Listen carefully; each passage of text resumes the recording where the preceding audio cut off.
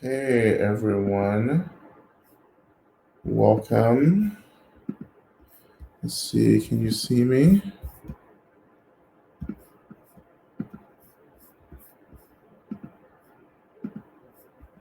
All right, I don't see myself. Okay. All right, everyone, welcome. Let me see. I don't see myself. Let me just refresh this.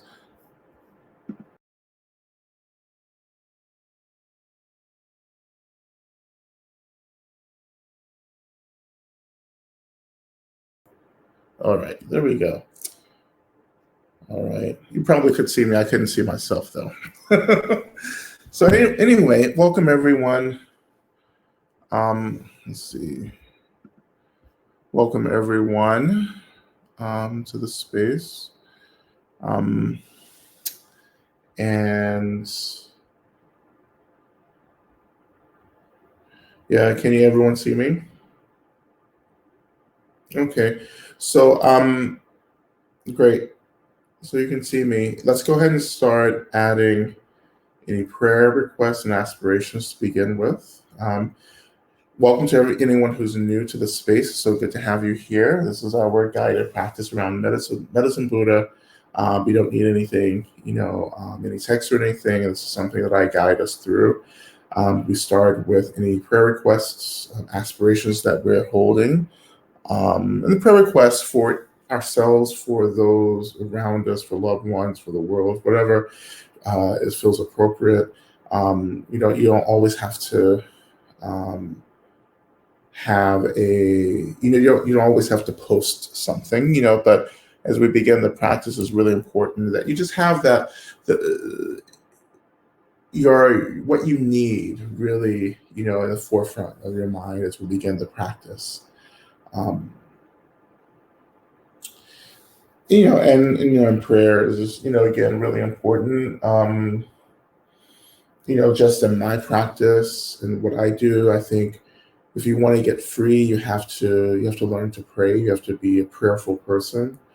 And I know people bring a lot of baggage to that word prayer, depending on, what kind of religious, spiritual community you were raised in. I know we get into Buddhist communities, and then we have, a lot of pushback around prayer, but prayer is an important part of Buddhist practice as well. For me, prayer is the practice of vulnerability. It's opening to my desires, my needs, my wants. It helps me to articulate my dream for my life, for the lives of people around me, and a dream for the world. This dream is really based upon love, compassion. Basically, it's based upon this wish for everyone to be free, to have what they need, for everyone to be safe, to have access to the resources that they need in order to be well and happy.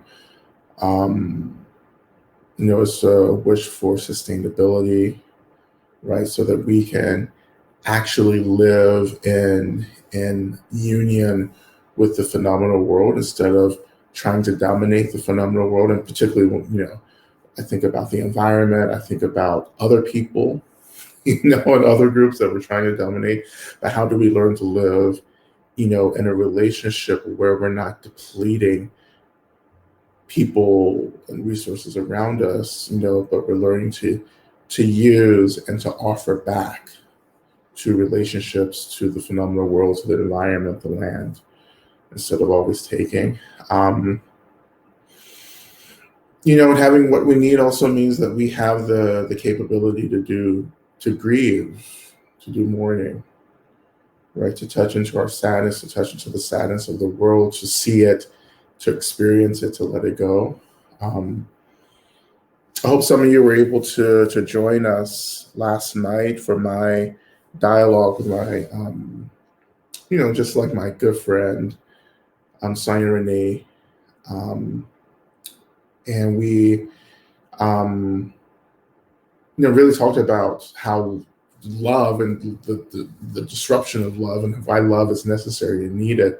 If you want to see that dialogue, just go to my Instagram page.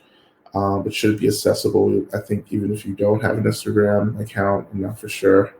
Um, but it's right on my Instagram page, and you can just kind of look at that. And if you're on my newsletter, we'll also put that into my newsletter when we send one out again. But just real love, real authentic love, right? Like love, when it's practiced in the most authentic form, is revolutionary, right? When we talk about revolutionary, we're talking about the complete overthrowing of systems of violence. We're talking about leaving a system of contraction and domination and entering into, another experience of freedom, of openness, of sustainability. Um, Systems aren't bad. It's just when systems become dominating, when systems are these structures, system is just, these collected ideologies and paradigms and beliefs, you know, um, that form a way for people to think and to behave that really, come at the expense, if it's a dominating system, that comes at the expense of other people. And also it comes at our own expense, right? This is how we should behave, this is how we should think, this is how we should be, right? And then from that baseline, we go and create institutions. So we create cultures and societies and organizations and schools and fields of study, that are based upon the systematic way of behaving and thinking. Revolution asks us to completely cut through that. It asks us to enter into a sustainable way of living that's not based upon these preconceived notions and assumptions. It's about being in a relationship to the world and to the phenomenal world as it is unfolding in the minute, right? And moment to moment. I mean, this is a dharma, right? I may have just given you a Marxist, reading of Buddha Dharma, but to be in relationship to the moment as it arises, right? To have no expectations, to have no agenda, but to say, okay, this is happening, right? This is happening. And that reminds me of my root teacher, Nrola Rinpoche, who said that, whatever happens, happens, whatever comes, comes. I don't need anything at all. And that's, for me, I think sometimes when you have a teacher, I know some of you have studied very closely with teachers in the past and for a long time, some of you have been with teachers for a long time, and sometimes you don't remember everything a teacher has given you, has offered you, but sometimes it just boils down to like a handful of really literally just like these simple teachings that you hold on to and you continue to train in. You continue to train in these really simple teachings. And it's one of the simple teachings from my teacher is that, whatever happens, happens. And that's a way that I'm being invited to accept everything that arises. And acceptance isn't condoning, it's not getting complicit, it's not apathy. If you have studied my work, and particularly if you've read through Love and Rage, that when I say acceptance, I mean that like we have to be in relationship to the phenomenal world as it is, not as we wish it to be. I wish the world was anti-capitalist, and I want the world to be anti-oppressive and anti-capitalist, and to have different systems that we can live in that's more freeing and creative instead of contracting. That's what I want the world to be, but it's not how the world is right now. So for my activism to be sparked, I have to actually come back and touch into the world as it is. To touch into the world as it is now, I have to be willing to let my heart break. You have to let our hearts break, and that's part of the healing. And by the way, all of this is in line with the Medicine Buddha Tantra as well. You know, um, the writings, the teachings around the traditional medicine Buddha has been an anti-oppressive, anti-authoritarian tradition, which no one ever talks about, no one ever points out, but I mean, it's right there, in the writings, but that healing for me, the healing of the trauma of systematic abuse and the trauma and transhistorical trauma first has began with allowing my heart to break, to understand that, yeah, and this is what's happening. This is what's happening. Whatever happens. Well, this is happening, right? The racism that I experience is happening. The homophobia that I experience is happening. The ableism that we experience is happening, right? The ageism that some of us experience is happening. The capitalism, right? Particularly the ways in which we're never good enough in the system of capitalism is happening, like all and so forth and so on, right? This is happening, right? And I have to develop a relationship, or begin to experience the brokenheartedness around this being the truth of things, right? Because though we are emanating out of the ultimate reality, we are situated and embodied within the relative, right? And we have to negotiate the relative. It's easy, it's easy to perform an embodiment of the ultimate. When I say performance it's intellectualizing, right? And basically what that says, what that looks like is just people walking around saying, everything's empty. Everything is just like, everything is an illusion. Of course, everything is an illusion, right? And you can say that, like we can read, many, many, many books about emptiness, right?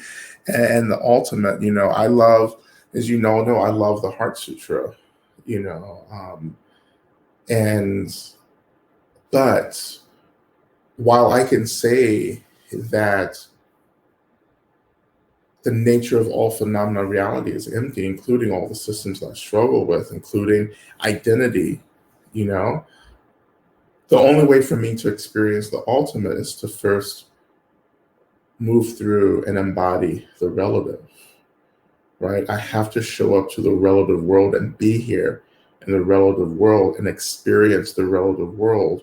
And then I begin to earn the experience of the ultimate once I've moved through the relative, right? And I know when you've moved through the relative, So if you go up to me talking about, one of my favorite lines of this kind of ultimate performance is when people say, well, I don't see race, and then you do racist things. So at what point do we just throw in the towel and say, what, I'm just gonna have to deal with the relative, right? I'm just gonna have to deal with this and get through it. And then let my heart break, because in the heartbreak, the joy is there, the wisdom is there, the kindness, the equanimity all begins to arise through the spaciousness of experiencing the heartbreak. When we're not experiencing the heartbreak actually just becomes trauma. It becomes trauma for us to work through. Well, it becomes trauma that actually most of us don't work through, actually. That trauma, that heartbreak is trauma, resurfaces at the moment of death, as we're transitioning into the spirit world and Bardo, when the consciousness, when this energy, when this quality of knowingness, this consciousness begins to kind of migrate out of the physical form. in a way, it's not that we're moving anywhere. It's that there's a part of the consciousness that begins to awaken. It's a part of the consciousness. Well, let me reverse that and say there's an expression of the physical form that can no longer hold certain experiences of the consciousness, and that's what we call death, right? It can no longer contain the consciousness, and so the consciousness breaks out, right? And so we start dying, and then we start, I guess, transitioning. Again, we're not going anywhere. I know I use these words for transitioning, but you're not going anywhere. You're just, everything is happening right here, right now, in this moment. So it's more like I just changed the channel. It's like sitting in front of the TV, and it's like, oh, I want to be somewhere else, right? Instead of like leaving and getting up and going somewhere, you just change the channel to something else. And this is what death is. We change the channel, and now you're in something else, right? Because the physical body can no longer contain the consciousness. The consciousness requires certain roots, certain prerequisites, if we could say. And then at that moment of transition, the mental, energetic aspect of trauma and heartbreak reveal itself more strongly, because the body, the physical body, isn't there grounding that trauma and disrupting that trauma from pure consciousness. So we devolve, we're experiencing pure consciousness, and that pure consciousness means that we experience the pure trauma and the heartbreak, and that begins to define, along with other emotional energies, begin to define how we transition through this re-emerging into the spirit world, Bardo world, the spirit Bardo.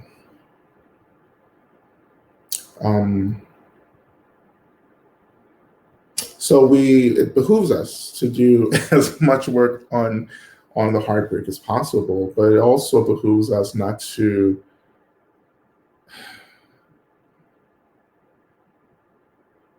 say that, oh, I can do this another time. I've heard people say, oh, I'll just, this is going to be my work for the next time.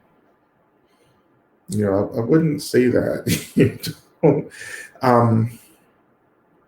The incredible thing about the human body and the human realm, or it's just it's any incarnation with the faculties to be conscious and to have agency. Doesn't necessarily mean human. There are different, various, multiple kinds of life forms across different worlds, that equate with human. We don't call it, we don't even look human, but it's the faculty to experience, to know, and to think in these more complicated ways around existentialist thought, like what is existence? How do you how can you evolve and all that? So that's the quality that we have in the human realm, and we have this incredible opportunity to do the work of moving through a lot of material, to understand this material, to let go of things, to process things, to dig our way through the relative, so we develop more and more of an experience of the ultimate. That experience of the ultimate is what guides our transition from the physical world into the energy spirit world in Bardo. So we do whatever we can now, and knowing too that nothing is guaranteed. Nothing is guaranteed. We make a lot of assumptions about what's happening next, but nothing is guaranteed. So if nothing's guaranteed, then what do we do? What do we hang our hope on? As we talked about last week, where's our hope? Where our hope is in the practice, in what's happening now. in this moment, connecting to the deity, connecting to the essence of my mind, right? Doing the emotional labor of moving through the heartbreak, the hate, the loneliness, the sorrow, right? Moving through everything that we consider to be obstacles to our happiness by experiencing everything. Experience and having the willingness to experience is the doorway to liberation. It's the doorway. It is also the cause. Experiencing creates the causes and conditions for us to meet over and over again the resources that we need to continually direct us towards awakening. Life after life, existence after existence, our willingness of experiencing, of moving through the stuff, letting go, right? Embodying the relative, but using that embodiment to have an experience of the ultimate, that is paving the way for our, awakening. If you're not doing this work, you don't have to be a Buddhist. There are many people who do not identify as Buddhists who are really doing incredible work around this, that I've met in this life, but it's not about being a Buddhist, and I know many of you aren't Buddhists, but those of you who are Buddhists, I want you to disrupt the ways in which we have this elitism around identifying as Buddhists. Like we have somehow found the golden path. We have. This beautiful path towards awakening. We're not the only ones. We're not the only religion. We're not the only spirituality moving towards that awakening. But knowing that, and just knowing that, Dharma is this really incredible vehicle that we're using, right? But there are other incredible vehicles in this world. Dharma is just this set of symbols and ideas and paradigms. Actually, in the ultimate, there's no such thing as Buddhism, right? In the spirit world, there's often no such thing as Buddhism as well. But these are things that humans have assembled, as a mechanism to trigger this kind of awakened consciousness, right? Which is beautiful, but it's not the only mechanism that's been assembled in this particular world system that we're moving through. So that's my interfaith talk for today, as well. So healing is all, and again, it always goes back to healing. When am I going to do the work of allowing my heart to break, right? We talk about hope. We also have to talk about hopelessness as well. The hopelessness. That's.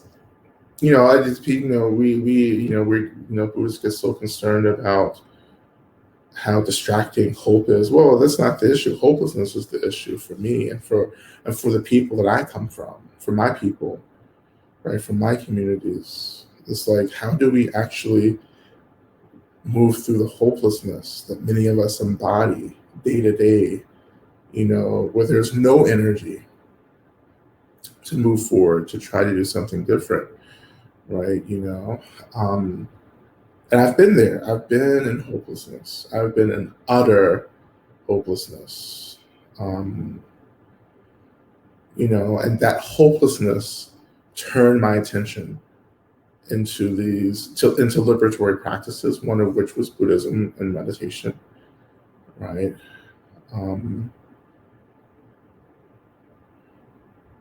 But that is the hopelessness, the loss of, in one way, I think hopelessness is this loss of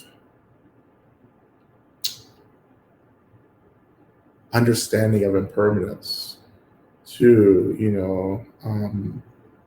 that things are changing in subtle ways. And there's also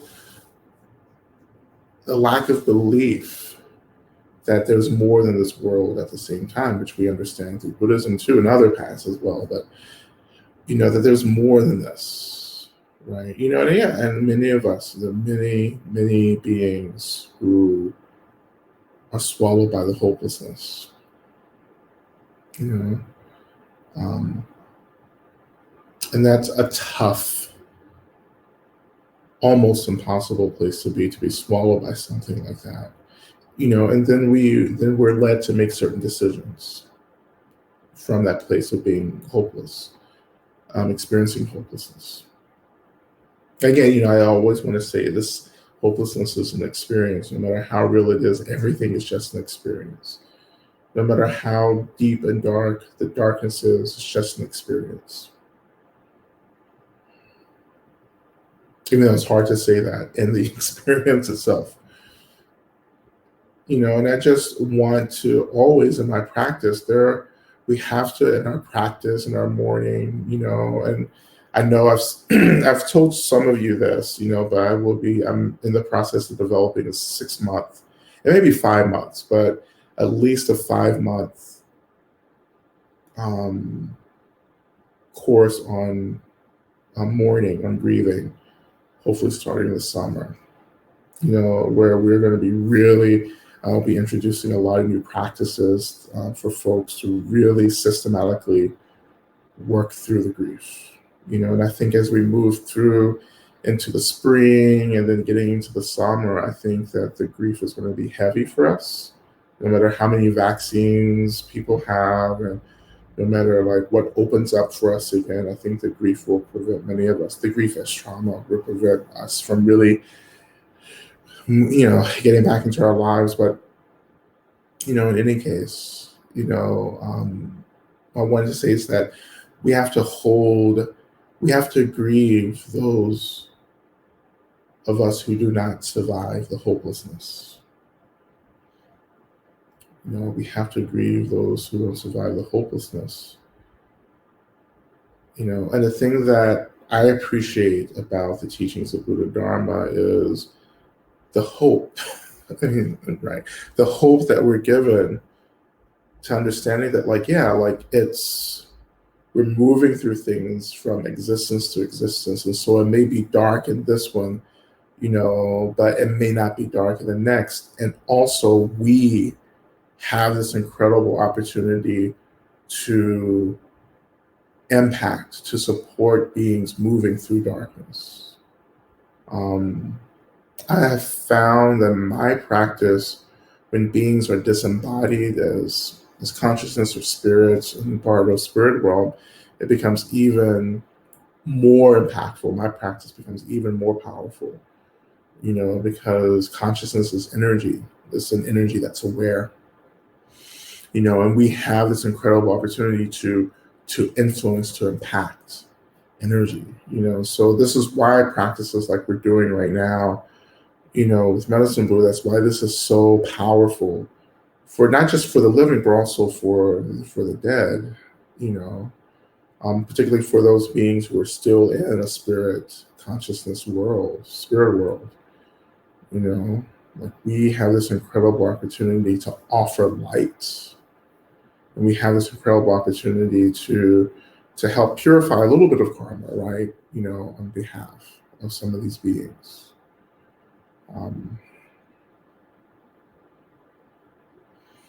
But we have to mourn. We have to mourn all those that don't make it.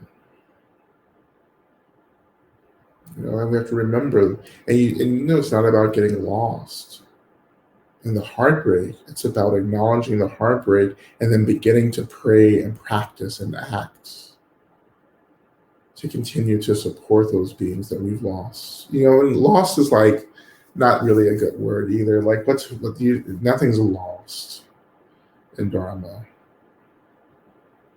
We don't lose anything. We may step out of the light. We will step out of wisdom and clarity, absolutely, and step into some darkness.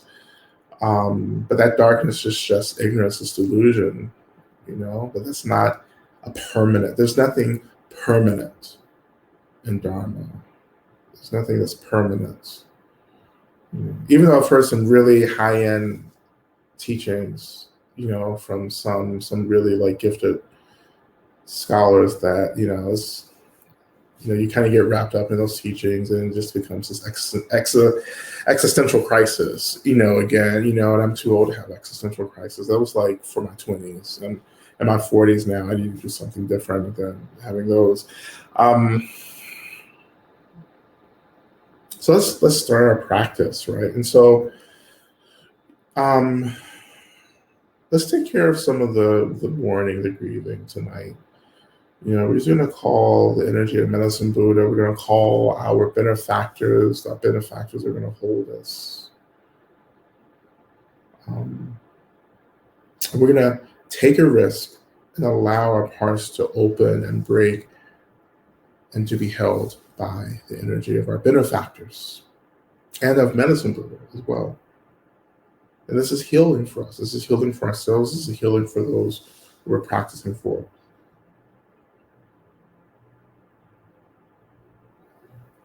Yes, I am drinking out of a mason jar because I'm in the South now.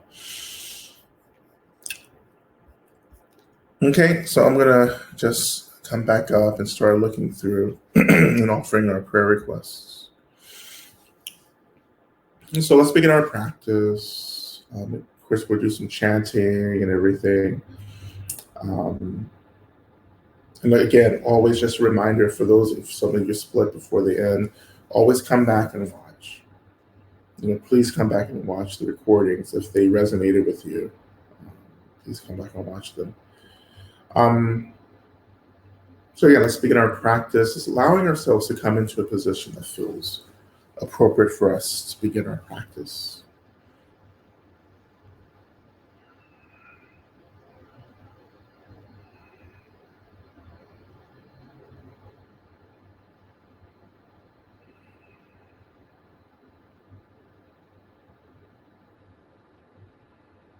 And if your breath is accessible today, I just want to start with a little bit of breath and then move back out into our prayers. But just shifting your attention if you can. If you can't, don't worry. Turn your attention to something that feels more neutral. But shifting our attention to the breath, just noticing the in breath and the out breath. And allowing the breath to really elongate, taking our time to inhale, taking our time to exhale.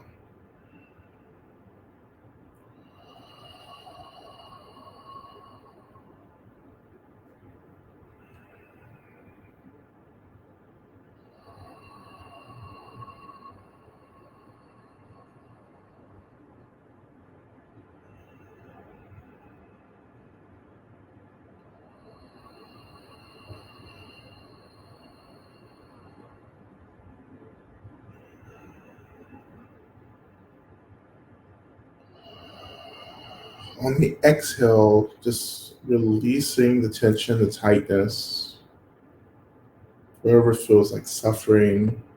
Just if you can't release it, just imagine that you're releasing it for now. That you're just breathing out whatever feels tough for us, and suffering and uncomfortable. Sometimes to move that really intense energy, we just need to give it permission to go. Like you literally say, okay, you can leave now. I'm going to let you go and you can leave.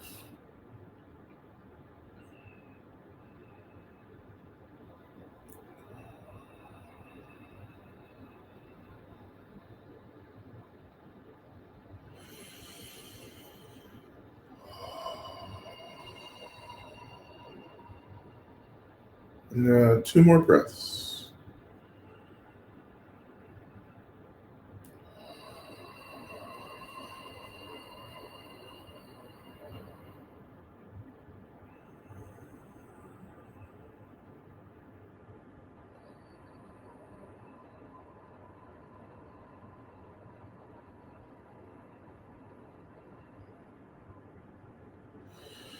I want to now just transition into our opening mantra, Om Minla Sange Kino Soha.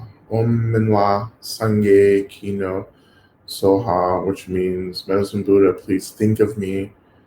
But as always, the word Kino can become whatever you need. So maybe it's not just Medicine Buddha thinking of you, maybe it's Medicine Buddha holding you, Medicine Buddha hold me, Medicine Buddha see me.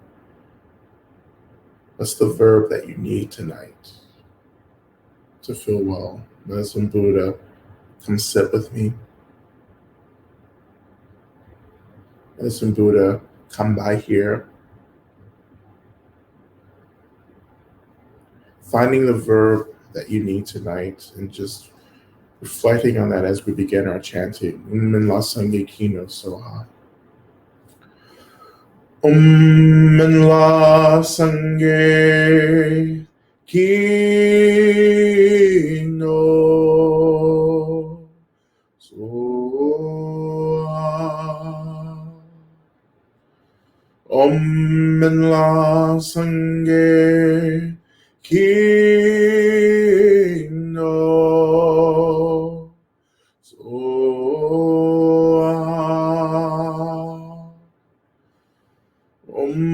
Min la sangye kino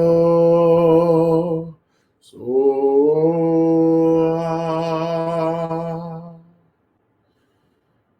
Min la sangye kino soha. Now let's hum it a few times.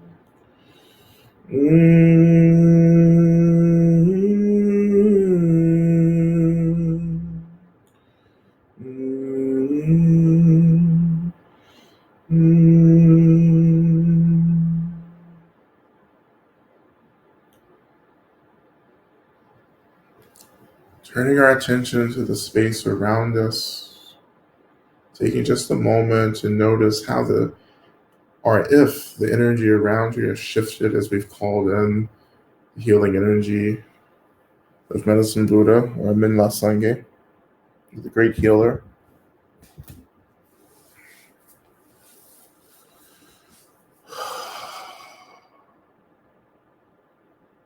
I invite you to begin to call into the space, summon into the space your benefactors, your teachers, your guides, mentors, elders,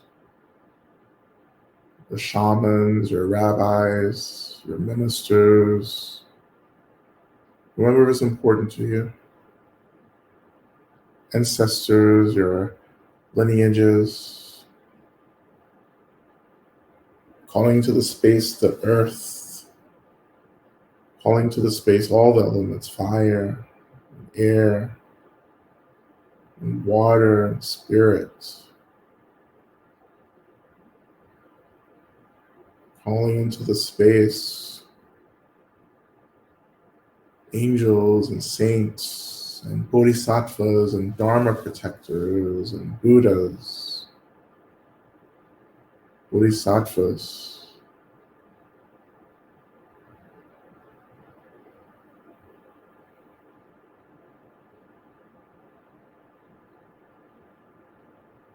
I call into my space the mother, the emanation, Dimalati, the emanation of the mother who holds us in our grief, who holds us in our loneliness. I summon her into my practice.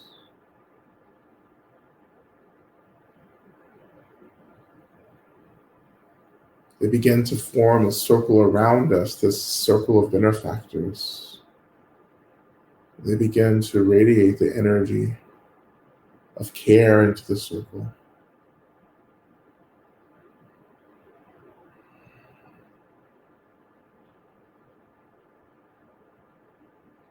This energy of care begins to really begin to saturate me. It begins to slowly begin to sink into my skin, my muscles, my bones, tissue, and other organs. It gets into my bloodstream. To my lungs, I'm breathing in and out this energy of care, of deep love, deep, deep warmth. Letting this care begin to excavate the brokenheartedness, the grief that I've been holding in my heart.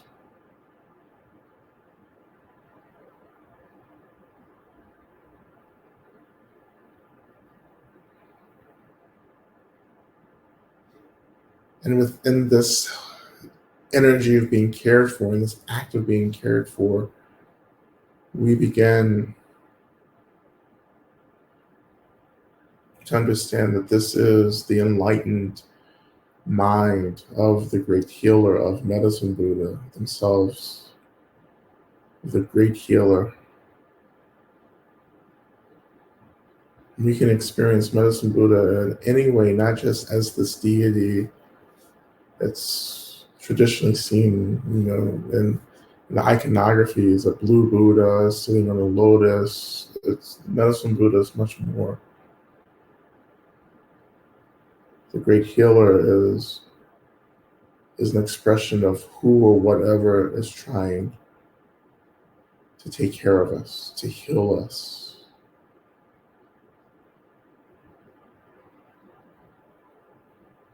And this is the medicine of being cared for.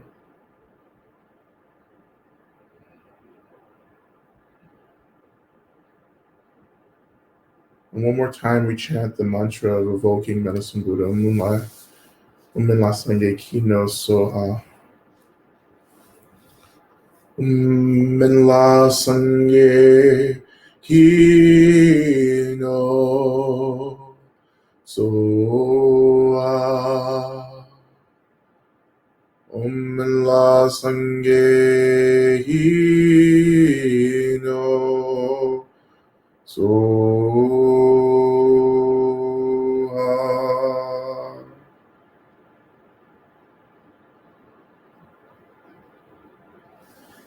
As we sit, being held by this deep energy of care, we begin to offer our prayer requests. And as we hear these prayer requests, as we hear other people's prayer requests, even if we hear ours being articulated, to allow our hearts to break when we hear the prayer requests, and to offer this brokenheartedness into this energy of care, or the essence of Medicine Buddha, however you're thinking about this, but to offer this prayer and the heartbreak itself into this energy for our benefactors, to hold, to see, to begin to move energy through our own aspirations on our behalf. So letting go, offering that prayer request, this is the prayer that we're practicing. And to all the beings who've gathered before us tonight, we begin to offer our requests.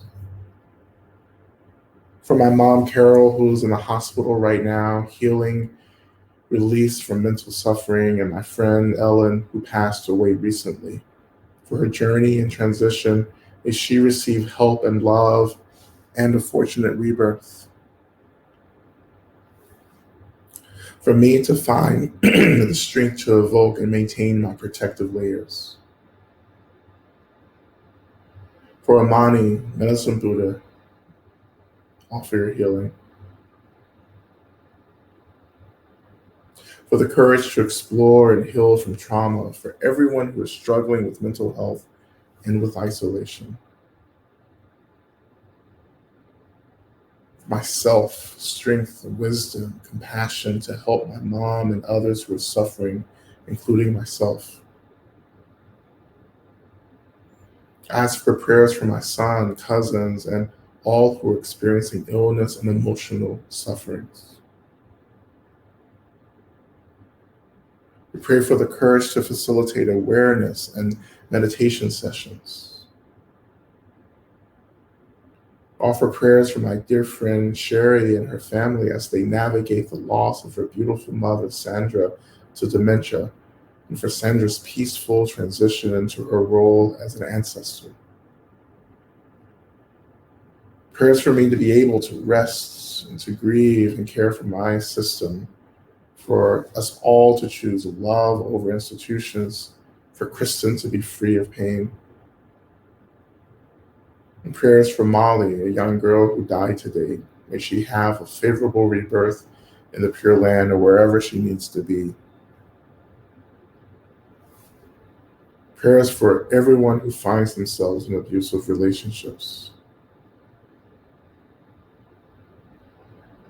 Prayers for Osho's support of individuality and freedom.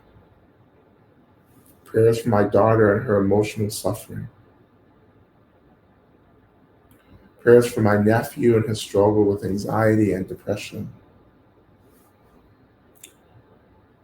Praying for gentleness towards others and myself and the courage to genuinely embrace the relative. Offering prayers for my brother MJ, who did not survive the hopelessness. May his transition bring him light. Prayer requests for myself for emotional endurance to hold sadness, disappointment, anger, and grief without creating walls and becoming resentful. Prayers to be in mutual listening relationship with others, myself, and the world for healing. Prayers for everyone who is struggling with their work. Prayers for all of us to stay tuned, turn toward the light. And continued prayers for all of those who did not survive the hopelessness, for their well-being, their survival, for their transition, for their ultimate freedom. For all who are struggling to be well. Prayers for everything that we have no power in ourselves in this moment to impact change. And so we offer the grand aspiration and prayer for all of us to be free and safe. Into the awakened mind of Medicine Buddha, and into the hands and the experiences of our benefactors who are working on our behalf to free all beings.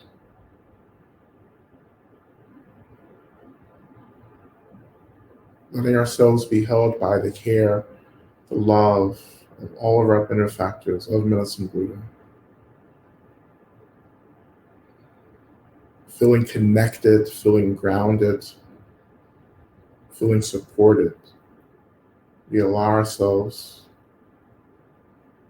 to name the brokenheartedness, to experience the brokenheartedness, and to lean into the energy of care, the energy of not being alone, and the energy of being seen.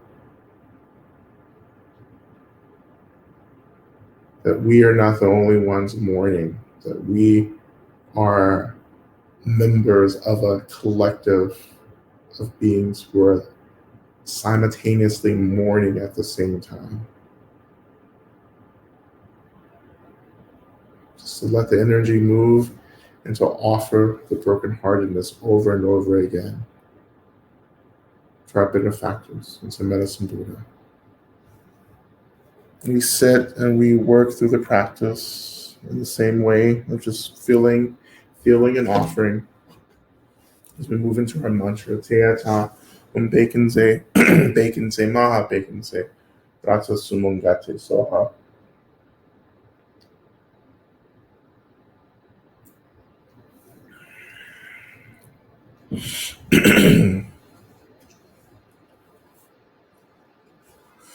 O Teata Bekense, Maha Bekense, Rata Sumungate Soha. Teata Bekense, Ma Bekense, Rata Sumungate Soha. Teata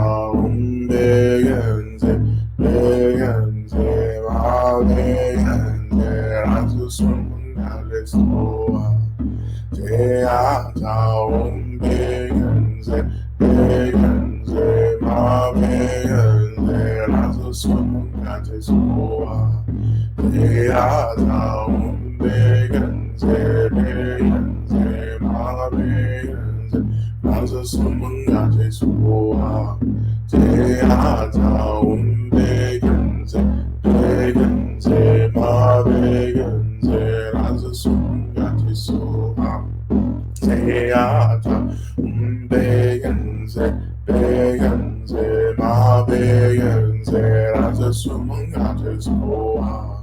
Teata begenze, begenze, ma begenze, raza sumungate soa. Teata begenze, begenze, ma begenze, raza sumungate soa. Teata begenze, begenze, ma begenze, raza sumungate soa. Teata begenze, begenze, ma begenze, raza sumungate soa. Teata begenze, begenze, ma begenze, raza sumungate soa. Teata begenze, begenze, ma begenze, raza sumungate soa. Teata begenze, begenze, ma begenze, raza sumungate soa. Teata begenze, begenze, ma begenze, raza sumungate soa. Teata begenze, begenze, ma begenze, raza sumungate soa. Teata begenze, begenze, ma begenze, raza sumungate soa. Teata begenze, begenze, ma begenze, raza sumungate soa. Teata begenze, begenze, ma begenze, raza sumungate soa. Teata begenze, begenze, ma begenze, raza sumungate soa. Teata begenze, begenze, ma begenze, raza sumungate soa. Teata begenze, begenze, ma begenze, raza sumungate soa. Teata begenze, begenze, ma begenze, raza sumungate soa. Teata begenze, begenze, ma begenze, raza sumungate soa. Teata begenze, begenze, ma begenze, raza sumungate soa. Teata begenze, begenze, ma begenze, raza sumungate soa.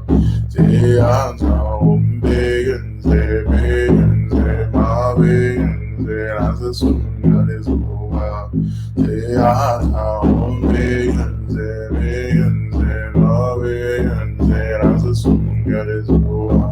Teata begenze, begenze, ma begenze, raza sumungate soa.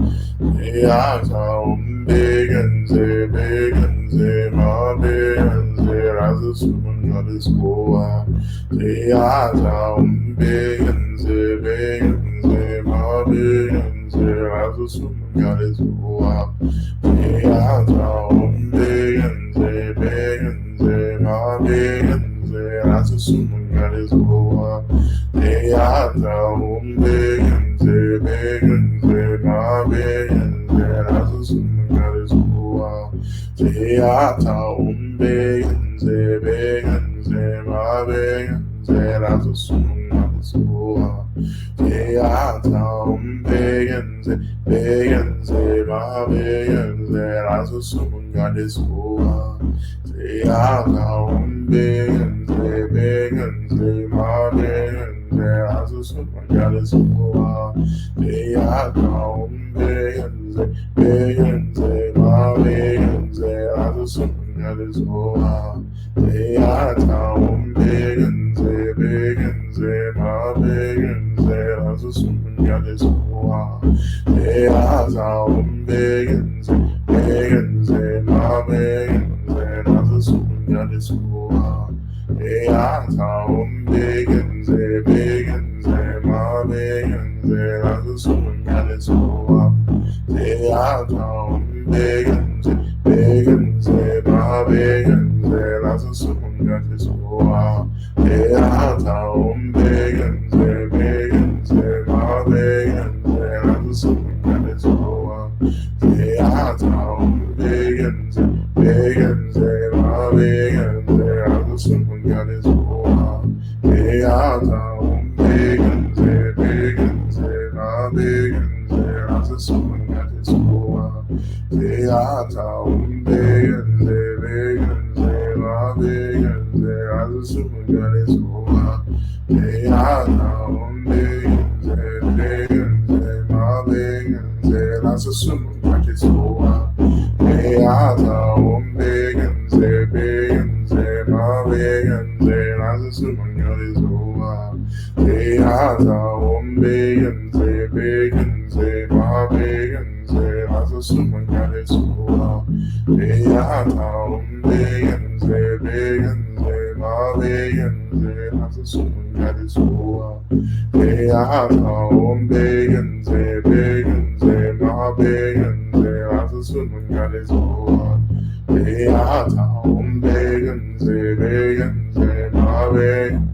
lass es Gottes Ohr.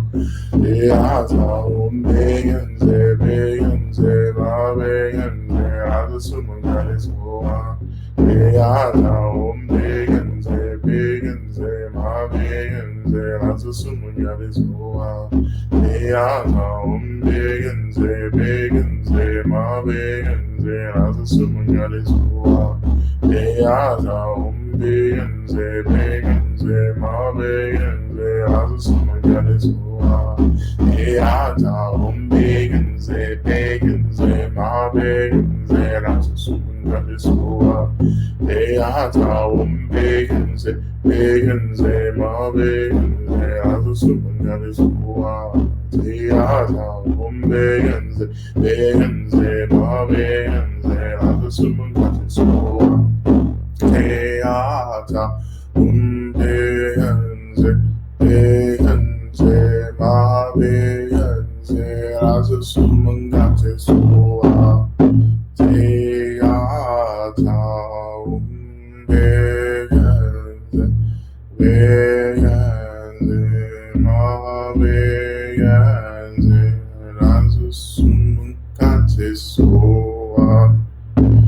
Beata, Begenze, Begenze, Ma Begenze, lass es Gottes Ohr. Beata, Begenze, Begenze, Ma Begenze, lass es Gottes Ohr. Beata, Begenze, Begenze, Ma Begenze, lass es Gottes Ohr.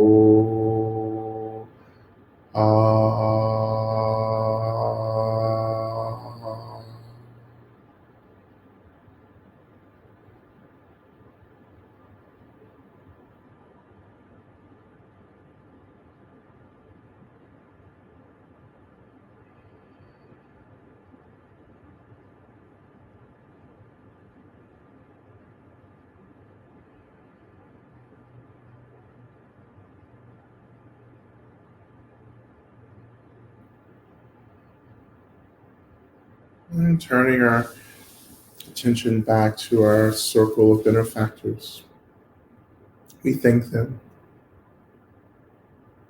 for the love and kindness, for caring for us. And we imagine that they go back from where they came from to be with us.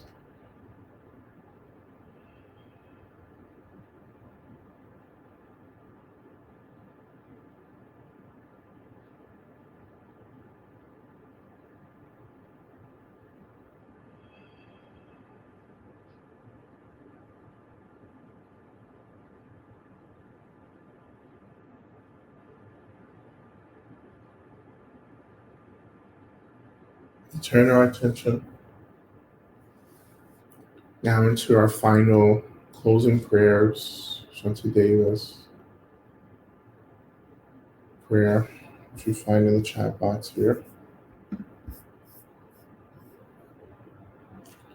We recite 3 times. We begin. May I be a protector to those without protection, a leader for those who journey, in a boat, a bridge, a passage for those desiring the further shore. May the pain of every living creature be completely cleared away. May I be the doctor and the medicine. May I be the nurse for all sick beings in the world until everyone is healed. Just like space and the great elements such as earth, may I always support the life of all the boundless creatures, and until they pass away from pain, may I also be the source of life for all the realms of varied beings that reach into the ends of space. May I be a protector to those without protection, a leader for those who journey, in a boat, a bridge, a passage for those desiring the further shore. May the pain of every living creature be completely cleared away. May I be the doctor and the medicine. May I be the nurse for all sick beings in the world until everyone is healed. Just like space and the great elements such as earth, may I always support the life of all the boundless creatures. And until they pass away from pain, may I also be the source of life for all the realms of varied beings that reach into the ends of space. And finally, may I be a protector to those without protection, a leader for those who journey, in a boat, a bridge, a passage for those desiring the further shore. May the pain of every living creature be completely cleared away. May I be the doctor and the medicine. And may I be the nurse for all the sick beings in the world until everyone is healed. Just like space and the great elements such as earth, may I always support the life of all the boundless creatures, and until they pass away from pain, may I also be the source of life for all the realms of varied beings that reach into the ends of space.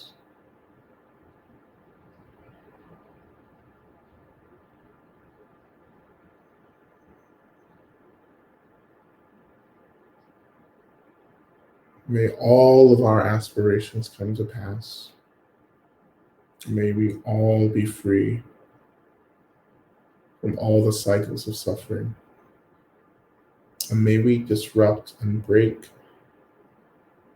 the greatest cycle of trauma, which we call samsara.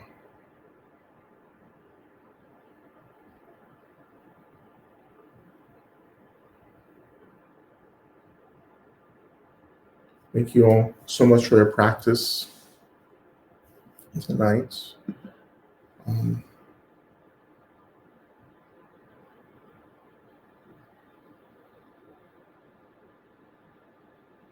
Nice. All right. So thank you, everyone. Jeff, yeah, I see your question from Anne and Amy. They're wonderful. We're doing. I think they overstate my contributions to the work. I don't know if I've actually done anything for the movement. Who knows? But I deeply appreciate what they're doing to help us understand what's happening. Not just with misconduct, but just what's happening now in like American Buddhism. Like what's actually happening. I think they're just like at the forefront of that. But anyhow, in any case, please come back if you like the practice. Not just come back to the group on Monday nights, but come back and watch the recording. You know, this is one of the main reasons we're here. We have recordings now that are easily accessible. So please come back and watch. I will be offering the Dharma talk for us on Wednesday evening again. And I'll be there. We're going to start with just some sitting practice from 8 to 8:30, so I'll be there a little late. But I'll come and do the 8:30 and finish up for us. But anyhow, please join us Wednesday night if you want. And yeah, so keep checking the website, boomisparsha.org, for what we're doing. The Sangha, check my website, lamarod.com, for what I'm doing as well. I think that's it. Thank you all so much. Thank you all. Please be well. And I'll see you all again very soon. If not this week, hopefully next Monday. Okay. Bye, everyone.